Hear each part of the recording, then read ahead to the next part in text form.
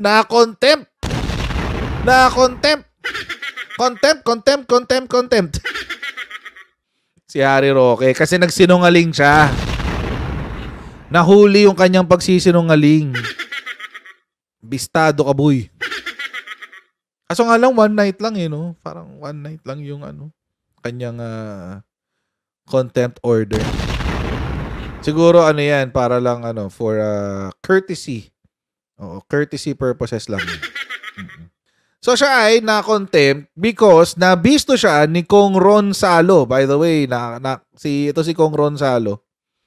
Nakakasama natin sa SMN na ito before.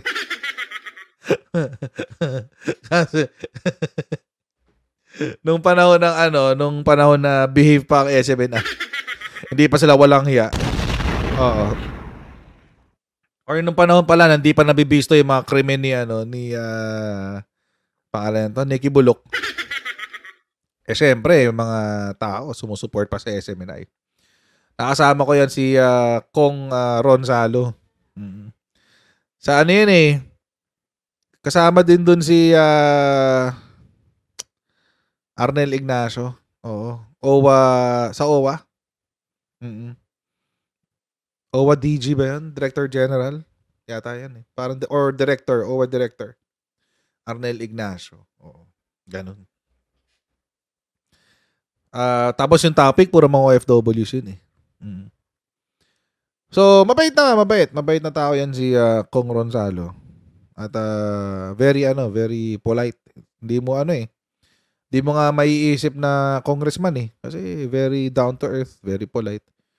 Mukhang mas para feeling ko mas mayabang pa ako sa kanya. Kahit wala naman akong pagyayabang. Ay, meron naman akong konting pagyayabang. Meron konti lang. Ay, wait. Bago tayo pumunta dyan, as usual tayo mag-shoutout muna sa mga ibigan natin sa Sendwave. Kung kayo ay nasa US, UK, Canada, Italy, France, Spain, Ireland, and Belgium, may pwede na kayo magpadala ng inyong mga remittances sa Pilipinas gamit po ang Sendwave. Ang gagawin nyo lang ay download ang app, lagay yung account details nyo at pwede na kayo magpadala sa GCash, sa mga bangko at iba't ibang mga pawn shop sa bansa. At kapag ginamit nyo pa kayong promo code na Coach Jarrett, ay makakuha kayo ng karagdagang $20 free credit. Kaya gamitin na si Sendwave for all of your remittance needs. Eto ngayon ang nangyari. Nabisto ni Kong Ronzalo. Oo. Na nagsinungaling. Si Harry Roque. Pero hindi lang naman to ang first time na nagsinungaling siya. Alam naman natin sinungaling si Attorney Harry Roque. Pero ito lang yung first time na expose yung kanyang kasinungalingan, nahuli. Oo, huling-huli. Panoorin ngayon natin to. Secretary Roque, you deny to be a lawyer of Lucky South 99. I'm just wondering who are you trying to fool? We are not actually born yesterday, Secretary. Sa tingin mo po ba kaya mong paikutin ang mga tao sa hearing na ito kasamang sambayan ng Pilipino? Of course, deny as much as you want. But the overwhelming pieces of evidence point to one thing. Any reasonable person will come to an unmistakable conclusion. You are part, or perhaps a lawyer, of Pogo South 99. Mr. Chair, I resent that. I am not fooling anyone. Wawa naman. I resent that. Na-hurt ako, Kong Ronzalo. Kong, na-hurt ako, Kong. My goodness. I'm so hurt. I resent that. Alam niyo mga Ojero, kasi binubola naman kasi talaga tayo nito ni Attorney Harry Roque. Nasa org chart nga siya. Imposibleng walang consent yun. Imposibleng walang consent na ilalagay yung pangalan mo sa org chart. Imposible ho yun kasi pipirma ka lalo na kung executive committee ka. May pipirmahan kang papeles para maging part ka ng org chart. Hindi yan yung tipong isip ka lang ng pangalan, uy, di Harry Roque, lagay natin Kaya nga isinumite yan sa PAGCOR yung org chart na yun. Kaya isinumite yan kasi it is the official document of Lucky South 99. Buti nga, hindi siya board of, BOD hindi siya board of directors Mas malala yun. Ibig sabihin nun, ano ka, shareholder ka. Oh, or stockholder ka. Hindi ka basta-basta ilalagay doon. Oo, hindi ka basta-basta ilalagay sa executive committee. Kasi ang nilalagay doon, pinipili ng board of directors. Diyos ko naman. Huwag naman tayong gawing tanga nito ni... Kaya nga tama si Kong Ronsalo eh. Huwag tayong gawing tanga. Don't play the Filipino people for fools. Kasi ginagawa nga tayong tanga nito ni Attorney Harry Roque. I resent that also coming from someone who was my former law student Ooh! and who was my inaanak. Wow! Wala ka pinagkaiba kay Sarah. Nag-Sarah mode siya bigla. Alam mo, noong 2016,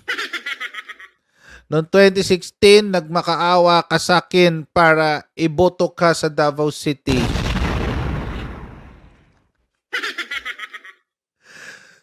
Naalala ko, nung natalo ka ng 2016, natatakot ka. Ganun eh. Ganun din to eh. Langya to. Goodness. Kailangan pa sabihin naging law student mo? Diba? No ngayon kung naging law student mo, kung sinungaling ka eh. Anong anong connection ng pagiging law student or former law student ni Congressman Ronsalo sa magsisinungaling mo ngayon tungkol sa Lucky South 99? Biktima yarn. Inaanak pa raw, ninang daw. Sabi ni Ju Wapping, ninang daw, ninang. Ninang. Anyway. Diba? Tapos anong connection nung kanilang relations? Nung kanilang pagiging godfather? Oo. Godfather or godmother? Ano ba yung tatawag natin? Godfather, mother? O yung connection na lang para mas safe. Diba? Diba? Ano mo yun? Nag-low-key tawag dito. Low-key na flex. Na siya. Mas maano ko sa'yo kasi mas mahusay ako sa'yo kasi naging student lang kita. Student lang kita nun. Tapos ako ninong mo. Baka ninong sa kasal or what have you. Kung gumagawa ka ng kabalbalan kahit ikaw pa yung Diyos ng sanlibutan. Kung gumagawa ka ng kabalbalan, sinong matutuwa sa'yo? Pa-victim ang wala. Parang si Sara Duterte I do not appreciate, Madam Chair, I do not appreciate the politicizing of the budget of the office of the Vice President. Ang libro ko po ay tungkol sa friendship. Tungkol siya sa friendship. Ito talaga si Torny Harry. That's not the way to treat a resource person of this house. At least when I was a member of this house, we never treated resource persons in that way. I resent that for the record, Mr. Chairman. Pa-victim ang wala. May I ask the Honorable Member Kong Salo to refrain in issuing statements that would insult our resource persons. I am not saying you are, but try to avoid issuing statements that would hurt the feelings of our resource person. Ang parang kapag ginanyan ka ng ibang tao, parang nasa hearing ka, tapos sasabihin sa'yo na ganyan, please refrain from hurting the feelings of our resource person. Parang ako yung nakarinig nun, ma-insulto ko Parang, ha? Feelings? Ganun lang ba? Ganun ang usapan dito, feelings lang. Di ba nakakahiya? Parang, ha? Feelings?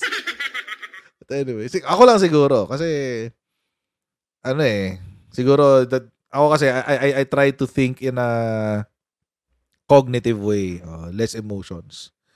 So, para sa akin, medyo parang, feelings? Anyway, ako lang siguro yun. Please proceed. Will do, Mr. Chair. Mr. Chair, in our last hearing on August 16, Friday in Pampanga, Secretary Roque was invited by the Squad Committee. And Attorney Harry Roque sent a letter dated August 13, 2024, addressed to the Honorable Chairman, Robert Ace Barbers. Yours true. Are you the lead chairman? Informing Chair Barbers that he will not be able to participate in the said meeting due to conflict with the previously scheduled court hearing before the Regional Trial Court of Manila on 16 August 2024, the same date of our Quad Committee hearing. I have here a copy of that particular letter.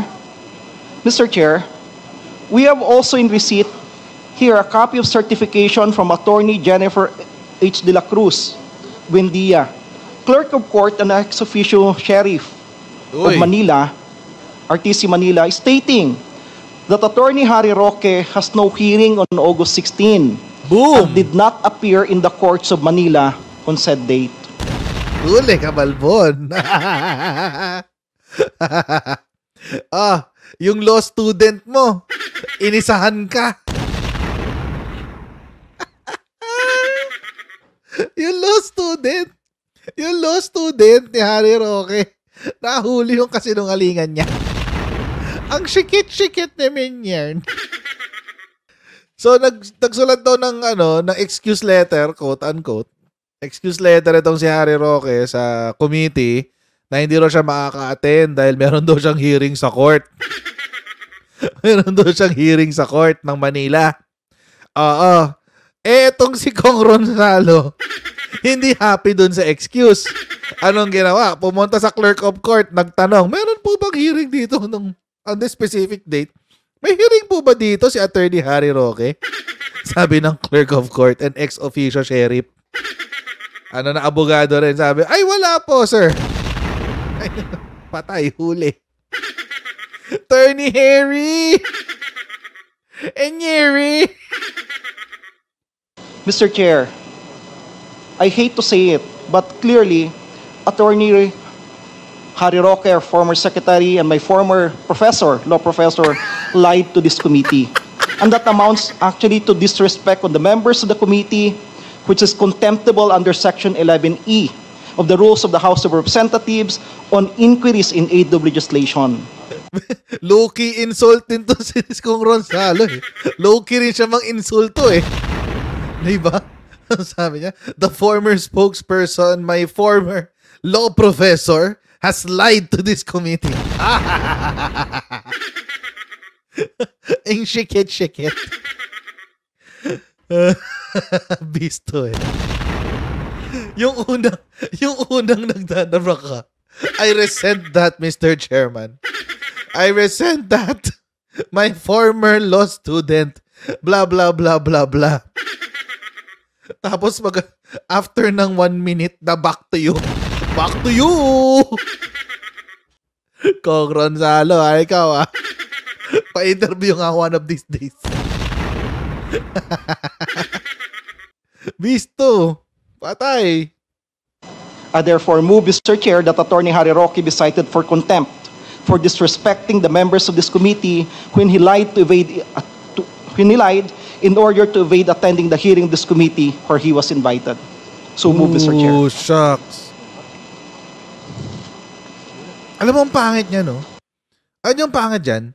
Ang pangit dyan kasi pag ikaw may record ka na ng contempt, yung mga susunod na testimony mo, tapos yung contempt mo ba is perjury? Di ba? Pagsisinungaling? Yung mga sasabihin mo in the future, may effect yan eh. Effect yan, mga kotsero. Psychologically, isipin mo, teka, nagsisinungaling ba to o hindi? Kasi may history na siya ng contempt eh. Parang itong si Morales. Di ba si Morales, dati during that time, may kaso siya, di ba, na perjury. Tapos may history na siya ng estafa, etc., etc. So tayong lahat iniisip natin, wait, Reliable kaya ang testimony nitong Morales na to? Ang dami niyang kaso. Tapos ito, recently, na-convict na ng perjury. May 6 months prison sentence siya. 6 months prison sentence. O di lalo nang di tayo maniniwala sa PIDEA leaks. Ganon din ang posible mangyari kay Attorney Harry Roque. Of course, di naman siya makukulong, no? Well, body detain lang. Hindi naman siya makukulong. Kasi this is not a court of law. But as far as his credibility is concerned, yung kredibilidad niya, it will take a hit. Tatamaan yan. Tatamaan yan. Kasi nagsinungaling ka na one time eh. Parang halimbawa, ganito. Binigyan ko kayo ng kape. Sabi ko, sarap-sarap yan. May kape yan. Sarap-sarap na kape na yan. Hinango ko pa yan sa pinakamalayong bundok at pinakamasarap na beans. Kaso nga lang, may halo siyang 1% na lason. Okay lang ba sa'yo? Ganun na siya. So parang kahit yun yung pinakamasarap at pinakamahal na kape, iniisip mo, merong, bakit may lason? Bakit may 1% na lason para sa inyo? Diba? So hindi mo na inumin. Kasi 1% may 1% na lason eh. Ganun din ngayon dito. Wala, nabisto yung kasinungalingan niya eh. So what else has Attorney Harry Roque been lying about? We don't know. Ano bang pinagsisinungalingan niya? Maliban dito sa Lucky South 99. Yun. Yung credibility niya will take a hit. Ganun talaga. I did not quite hear what you said, Congressman Salo. Can you please repeat? Are you moving? Wait lang. Natama ako sa comment ito. Ang tanong ko kasi, ano pa ba ang pinagsisinungalingan niya? Loko to si Renzi Gamilla. Loko ka. Kasarian. Si Raulo to. Nagulat ako eh. Wala lang. Tinigil ko lang yung video para sa kanya. Anyway, tuloy natin. For the committee to cite Mr. Attorney Harry Roque in contempt? Yes, Mr. Chair. Pursuant to Section 11E of the Rules of the House of Representatives in aid of legislation. Mr. So, Chair? Mr. Chair. 1 minute suspension. Patay. Yun na. Suspension. The reason for the contemptible act Lying committed in the by our committee. resource person is in paragraph E, which reads, acting in a disrespectful manner towards any member of the committee or any misbehavior in the presence of the committee. So, But he may wasn't I in the solicit comments from our members before we rule on this motion? Ako si Attorney Harry Roque, magiging depensa ko dyan, but I wasn't in your presence. Wala ako sa presensya niyo, di ba? I was absent. Hindi, pangat o depensa yun. Pero malamang yun ang unang-una niyang iisipin. Wala naman ako sa presensya niyo eh. Absent nga ako, di ba? Di ako matent. In the spirit of fairness, because the committee has been citing our resource persons who have violated this rule in contempt and detaining them in the premises of the House of Representatives. Would there be any comment from our members? Mr. Chair, before we vote Chairman Abante? before we vote of the contempt, we would like to hear first the explanation of the reason behind his absence to this committee last year. Thank you, Your Honor. I was hoping to be given an opportunity to be heard. It was an honest mistake, Your Honor. I have also been a member of this chamber. We don't hold hearings on Fridays. How long will you use the excuse of I was a member of this chamber? Kasi dati siyang congressman eh. Party list. I was a member of this. We don't hold meetings on Fridays. Hindi ka nagbabasa ng invitation sa'yo? Sino bang nag-aayos ng... Si ano pa rin ba? Si AR pa rin ba nag-aayos ng schedule mo? Si AR pa rin ba ang nag-aayos ng schedule mo, sir? Oo. Anong honest mistake? Meron papel. May invitation yun. May date yung invitation. Hindi mo chinek sa calendar mo. Honest mistake? Seriously?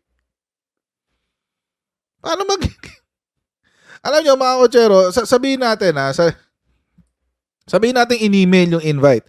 Kapag in-email sa yung invite, automatic, si Gmail, kung gumagamit ka ng Gmail, ilalagay niya yung appointment na yun sa calendar mo. So kapag tinignan mo yung appointment mo, nandoon na siya. Pag tinignan mo yung calendar mo for the day, andito na yung meron akong appointment for this or for that.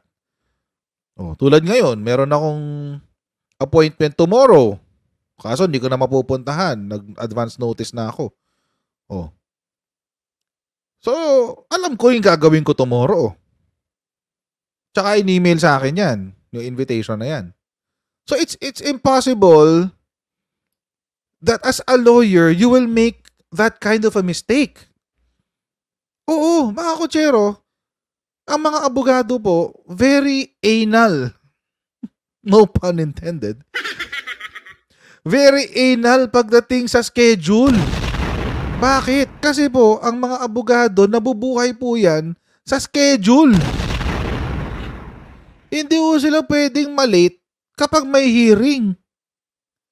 Hindi ho uubra ang excuse na honest mistake kapag may hearing sa judge. Hindi uubra yun. Judge, I'm sorry, it's an honest mistake. What? Makukulong yung kliyente mo? Or mawawala ng property yung kliyente mo because of your honest mistake? So, I mean, mga lawyers, mga kotsero, are trained to follow schedules. Alam nila. Yan ang training ng mga abogado na hindi magkamali, lalo-lalo na sa schedule. Kasi ang isang pagkakamali po, ito lagi itong dinidikdik sa utak naming lahat sa law school.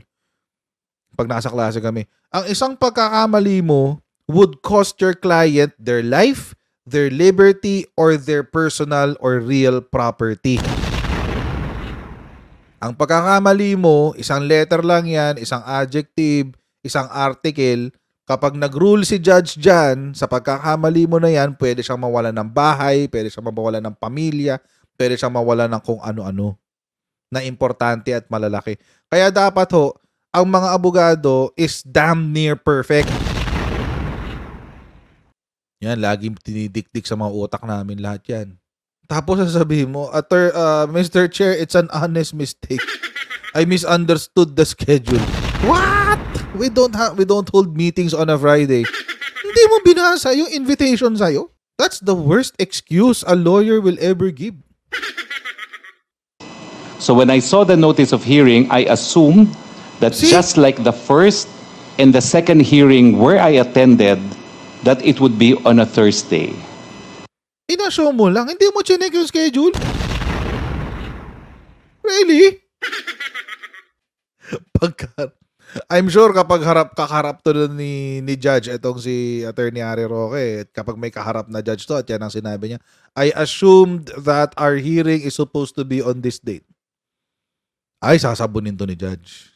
Sasabunin to, kukulahin pa. Kukulahin at sasabunin pa ulit. Langya. Kami nga, hindi pa ako maharap sa court, pero ganun ang pagsasabon sa amin eh. Law student pa lang ako niyan ha. Sinabon na, kinula pa. Sasabunin ka ulit.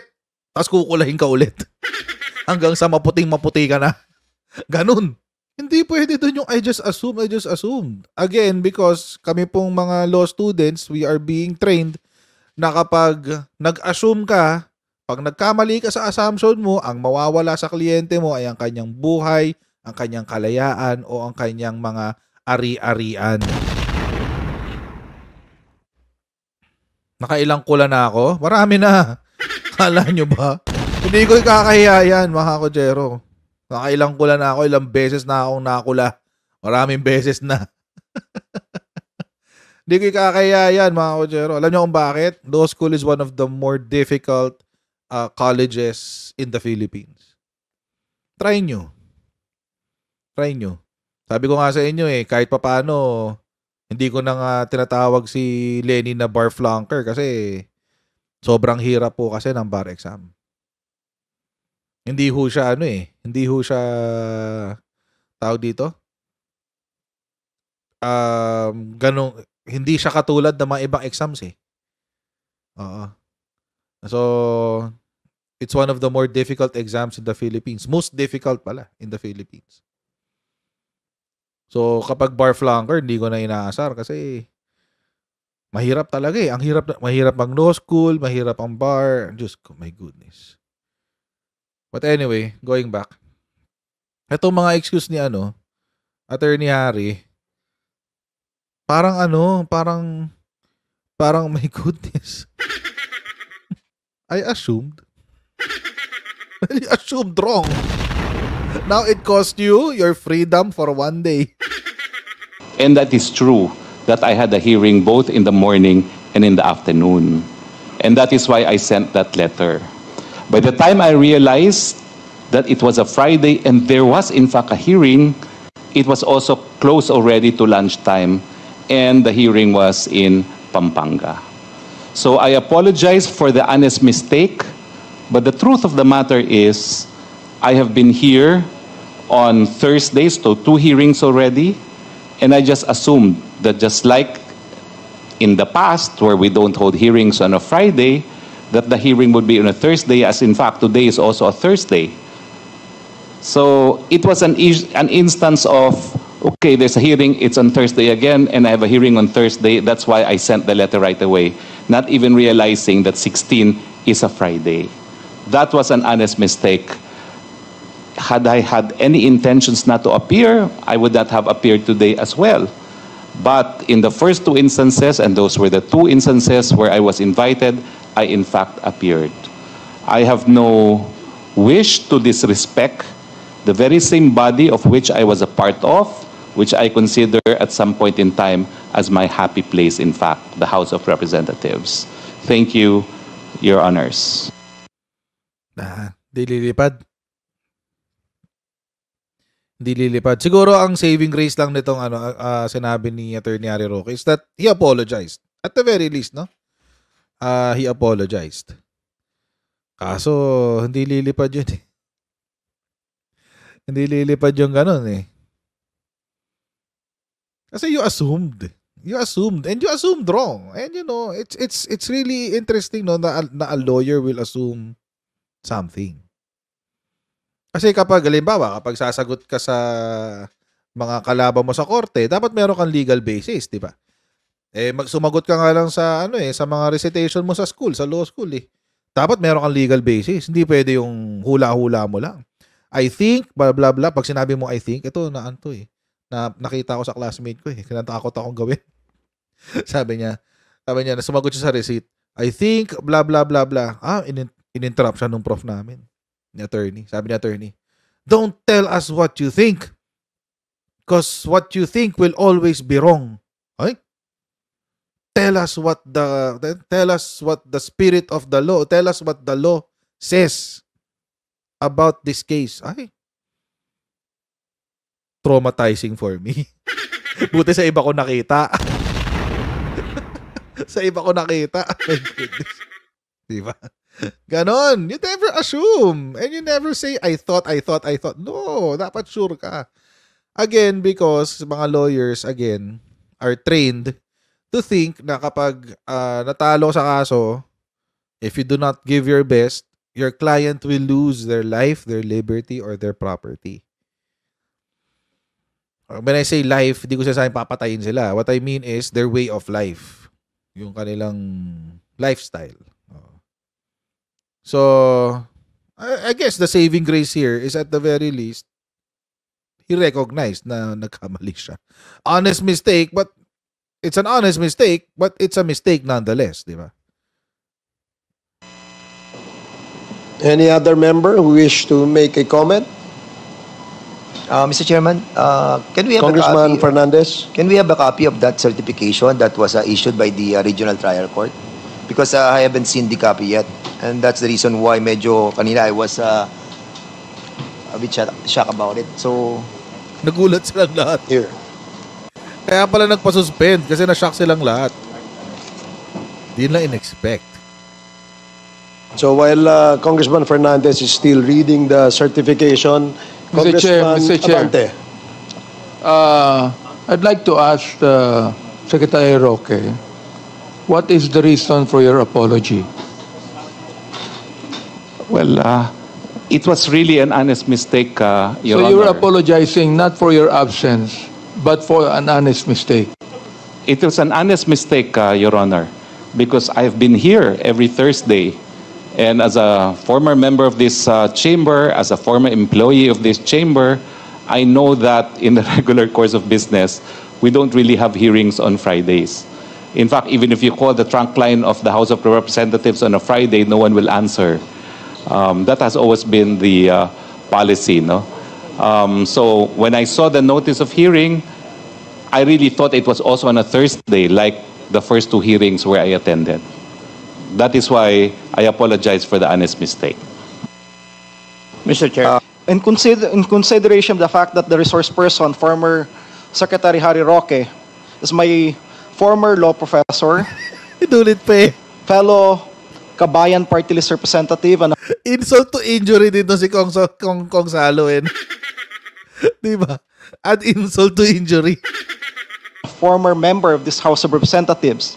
And in consideration also of his claim for honest mistake, and of course, the apologies that he has given to this committee. And finally, in consideration personal relations, as you has mentioned a while ago that he was my ninong, respectfully move, Wow. Mr. Chair, that the penalty be given be shortened to the barest minimum, which is just 1 day or 24 hours, Mr. Chair. Bait. Ang Second bait. motion, Mr. Chair.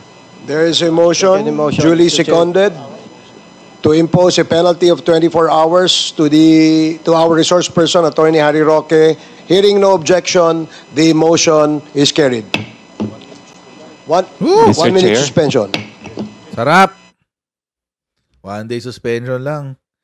1 day suspension, 1 day detention lang, no? Sarap. Sana lahat ng mga resource persons na nako-condemn, ganyan lang, no? But anyway, it's a maximum of 11 days naman eh. It's a maximum of 11 days. Minimum of 1 day, syempre. Barest minimum. Barest minimum pa nga yun eh. 1 day to 11 days. Tapos, ano yan? To be reviewed every on the 11th day. But swerte. Swerte, mga kotsero. Siguro, baka umiiwas pusoy lang din si tao dito. Si Quad Committee. Baka umiiwas pusoy din. Kasi, alam nila na maingay to si Harry Roque.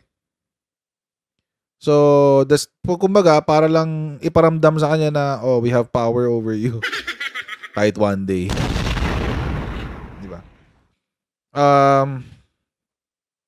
Pero, swerte pa rin siya na 1 day lang. No? Tapos ang daming considerations eh. In consideration that he was my former law professor and he's my ninong or ninang, whichever he prefers. Let's do the barest minimum. Di ba? Ang bait. Oo. Pero alam nyo, ang pinakamasaklap dito ay yung damage to his credibility. Yun yung pinakamasaklap dito, mga kotsero. Kasi walang kapalit yun eh.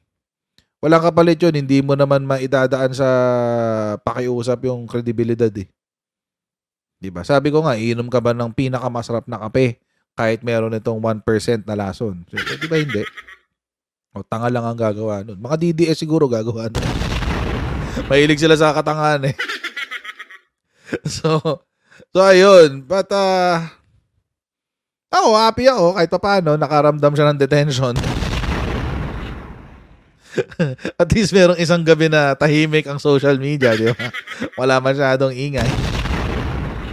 But, you know, I mean, I hope more to come. Pero iiwas puso yun na yan. Iiwas puso yun na yan si Turney. Si Turney Gandang Harry. meron ba siya kasama sa Zelda? Meron ba siya kasama sa Zelda? Huwag ida-drop ang sabon. Huwag ilalaglag ang sabon. Ayan. Hanggang dito po muna tayo mga kotsero for this video at maraming pong salamat sa inyong patuloy na pagsuporta sa ating channel. Huwag niyo pong kalimutan mag-subscribe sa Coach Jared YouTube channel at pa-follow tayo sa ating Facebook page. God bless all of you and I'll see all of you in our next Coach Jared Live. See you guys. Bye.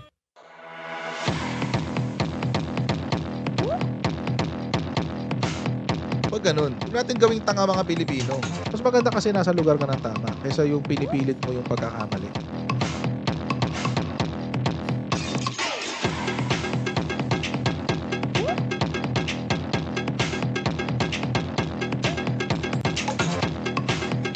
Are they willing to go that far? Hindi nakakalimutan ng Pilipino yan hanggat di nasasagot niya. Sino ngayon nagsasabi ng totoo?